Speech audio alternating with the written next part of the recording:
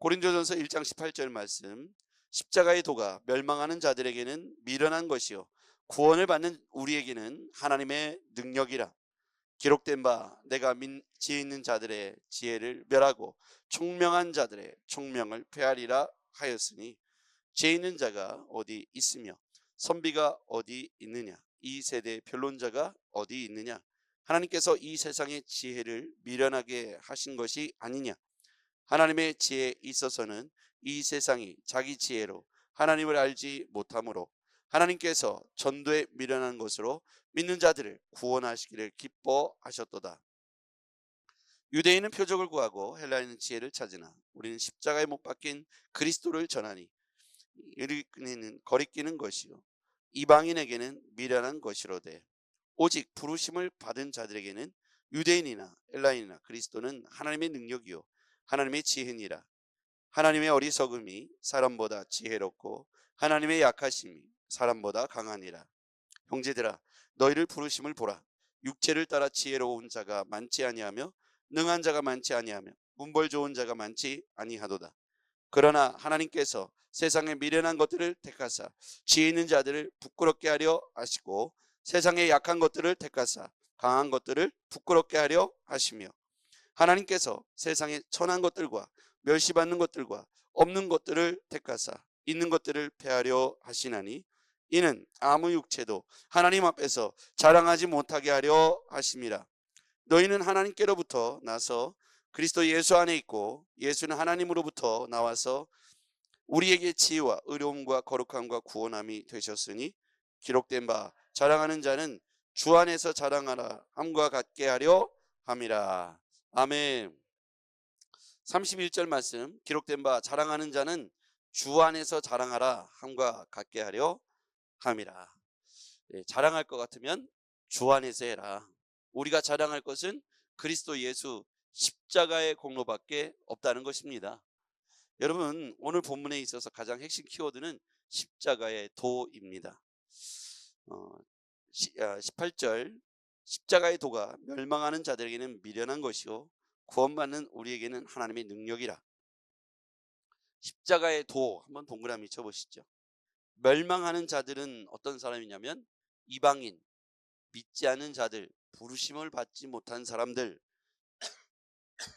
오늘 본문에 그런 식으로 표현이 되어 있어요. 멸망하는 자들, 부르심을 받지 못한 자들, 이방인들, 믿지 않는 자들. 이 멸망하는 자들에게는 미련한 것이죠. 십자가의 도가요. 여러분, 이방인들에게, 믿지 않는 자들에게, 구원함을 얻지 못한 자들에게 이 십자가의 도가 왜 미련한 것으로 여겨질까요? 생각해 보십시오. 그냥 나가서 복음 전하면 되지 왜 십자가에 달려서 죽어야 했을까? 그 죽으면 아무 소용없는 건데 미련하게 왜 죽을까? 고난받지 않고 당당하게 얘기하면 되지. 아니면 믿을 사람만 믿으라고 얘기하면 되지. 굳이 왜 십자가에 죽어야 했을까? 죽음으로 끝난다고 생각하는 사람들에게 십자가는 미련한 것이고요. 믿지 않는 자들, 구속함을 받지 못한 자, 부르심을 받지 못한 자들에게 십자가는 미련하게 보입니다. 그러나 구원을 받은 우리에게는 18절 말씀대로 구원을 받은 우리에게는 뭐가 된다고요? 하나님의 능력이라. 하나님의 능력은 죽음의 사망 권세를 이기시고 사흘 만에 부활하셨으니 이보다 더 큰 능력이 없다는 거예요. 그래서 우리에게 있어서 가장 큰 두려움, 협박은 뭐냐면 너 죽을래입니다. 그렇죠? 그런데 이 죽음조차도 뛰어넘을 수 있다면 이게 능력이라는 거예요. 그러니까 멸망하는 자들, 즉 구원함을 받지 못한 자들에게는 십자가를 바라볼 때 미련하다라고 판단할 것이고, 구원을 받은 우리에게는 하나님의 능력이다. 십자가가 있어야 구원이 있는 것이다. 이 십자가는 뭐를 담보로 하고 있냐면 부활을 담보로 할 때 십자가가 능력이 있는 거예요.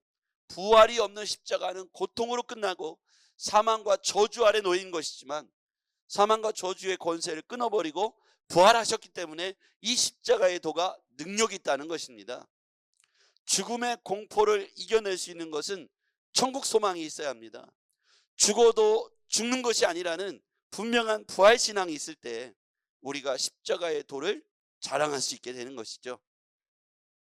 안 믿는 사람들은 죽음이 끝이라고 생각하기 때문에 죽으면 다 소용없어. 아무리 위대한 선지자면 뭐해? 아무리 위대한 스승이 뭐해?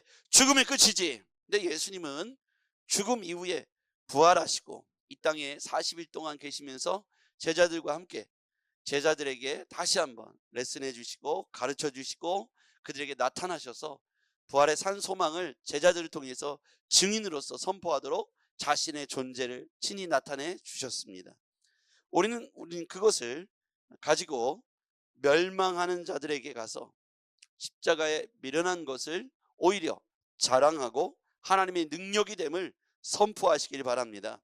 그러니까 이 본문에 있어서 가장 핵심 키워드는 십자가의 도인데요, 이 십자가의 도는 하나님의 일방적이고 주권적 은혜로 부름받았다는 사실에 대해서 증언하고 있습니다. 다시요, 오늘 본문에 있어서 전반적인 핵심 문장은 뭐냐면 하나님의 일방적이고 주권적 은혜로 우리가 십자가로 말미암아 구원받았다는 사실입니다. 우리의 부름받음은 사실은 우리의 공로가 아니고 일방적이고 주권적인 하나님의 은혜라는 사실이죠. 우리의 공로가 아닙니다. 우리의 자랑거리가 아닙니다. 그러므로 우리는 오직 십자가만을, 그리스도만을 자랑하시기를 바랍니다.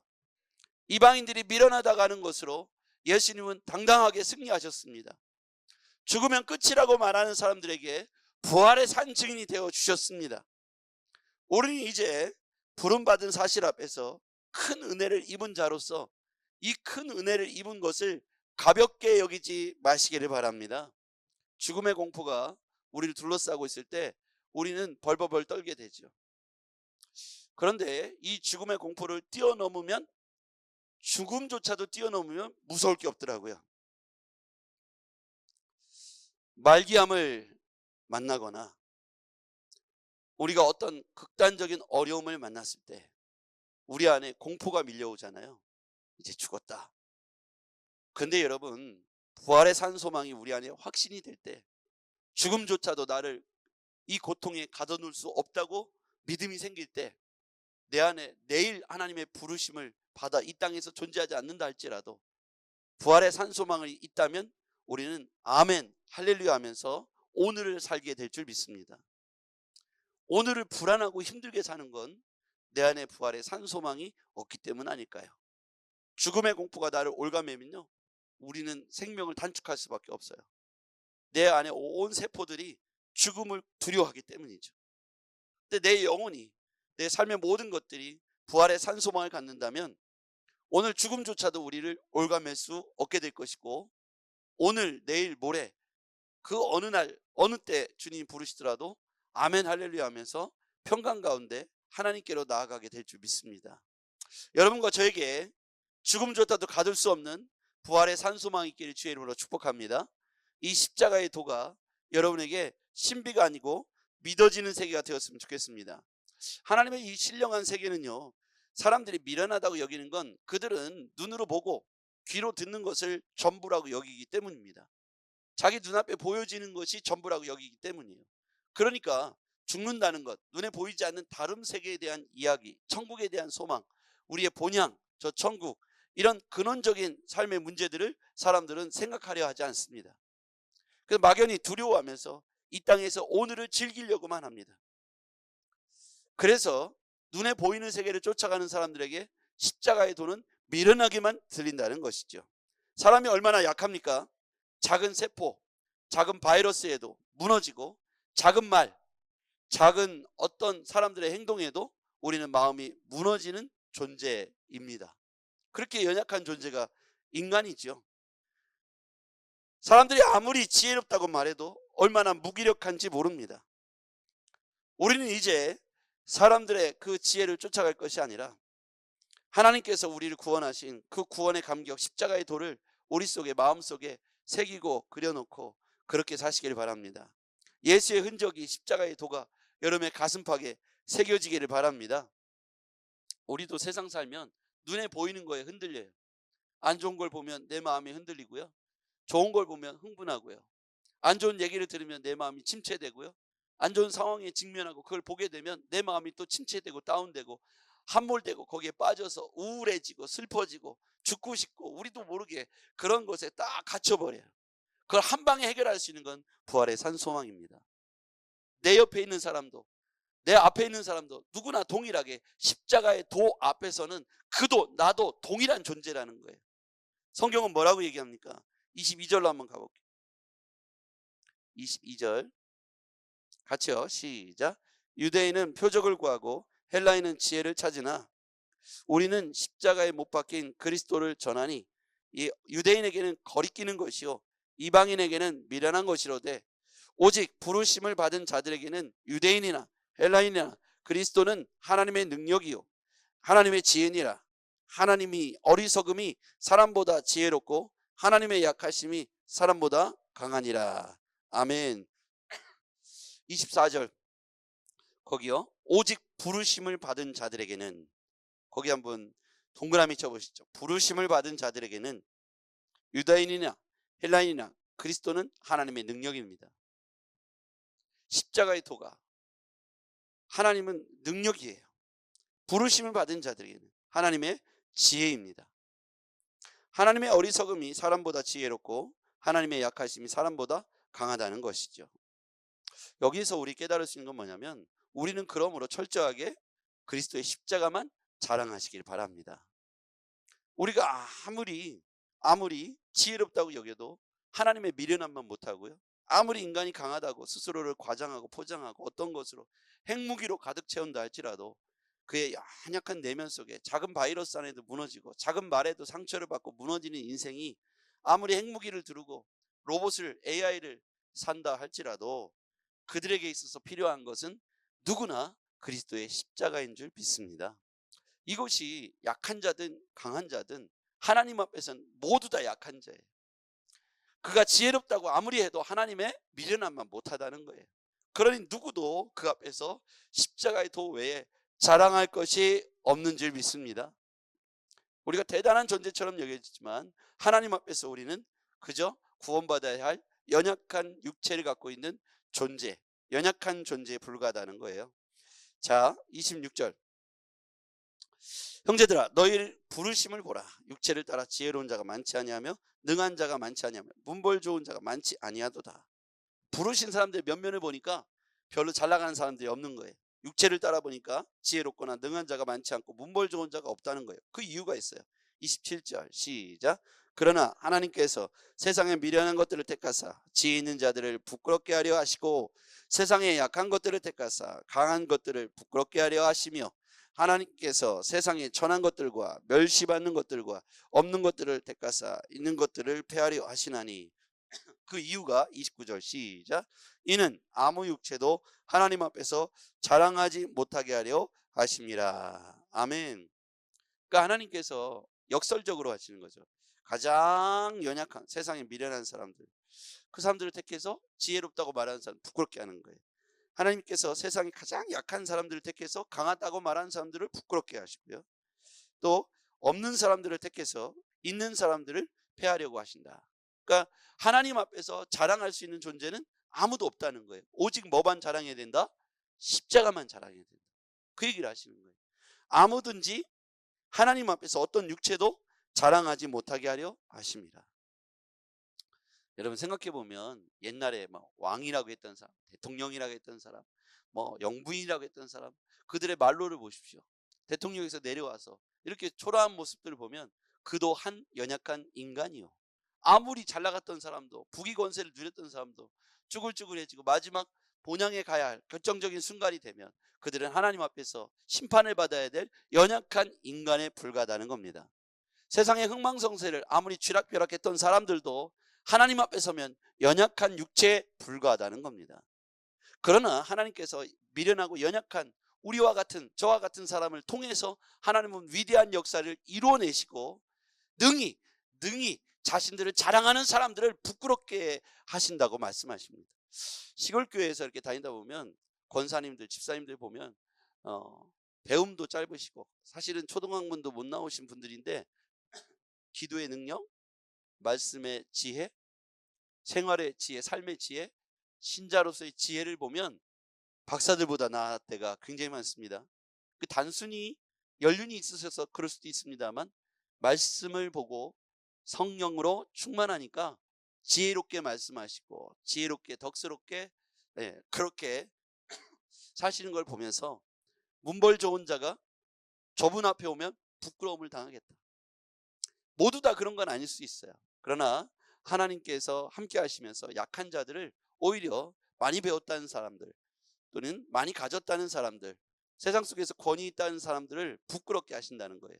하나님의 역설이죠.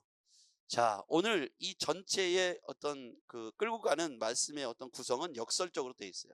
가장 사람들이 볼 때 미련하다고 하는 방식으로 구원을 선택하셨어요. 그게 십자가의 도입니다. 안 믿는 사람들이 볼 때는 가장 미련한 방식이죠. 그런데 하나님께서는 그 십자가를 통해서 오히려 승리를, 예수 그리스도를 통해서 부활이라고 하는 참 승리를 이끌어내셨습니다. 오늘 우리는 역설적으로 가장 가난하고 가장 부족하고 가장 미련하다고 말하는 사람들 통해서 예수님은 그 12제자를 통해서 세계복음화를 말씀해 주셨습니다. 잘 나가고 엘리트 계층을 모은 것이 아니었어요. 오늘 하나님은 부족하고 연약한 그런 우리를 통해서 전능하신 하나님, 위대하신 하나님의 역사를 이끌어 가시고 만들어내실 줄 믿습니다. 하나님은 스스로 당신의 능력을 가장 약한 사람들을 통해서 입증해 오셨습니다. 가장 연약한 교회, 작은 교회, 작지 않은 교회를 통해서, 하나님은 위대한 교회를 통해서 이 위대한 사람들을 이끌어내셨고 2000년 동안 교회가 사라지지 않고 인류 역사 가운데 음지에서 양지에서 그들을 통해서 하나님의 위대한 역사는 지금도 진행형이라는 사실입니다. 그들이 많이 배워서가 아니고 못 배워서가 아니고 많이 덜 배워서가 아니고 많이 가졌기 때문도 아니고 없기 때문도 아닙니다. 하나님이라면 그것과 상관이 없기 때문이죠. 전능하신 하나님이 우리의 보여지는 어떤 여건, 조건과 아무 상관없이 그리스도의 십자가의 도를 믿는 우리에게 부르심을 입은 자들을 통해서 세계의 역사를 주관하시고 인류의 역사를 이끌어 가십니다. 오늘도 하나님은 우리의 외형적인 조건을 선택하시는 것이 아니라 십자가의 도에 복종하는지를 묻고 계신 것이죠. 역설적으로 가난하지만 많은 것이 없지만 하나님은 지금 그런 사람들 통해서 가졌다고 스스로 위대하다고 칭찬하고 거들먹거리는 사람들에게 오늘 하나님은 그들을 부끄럽게 하시겠다고 약속해 주셨습니다. 우리의 자랑은 예수 그리스도 십자가 보혈밖에 없는 줄 믿습니다. 기도하겠습니다.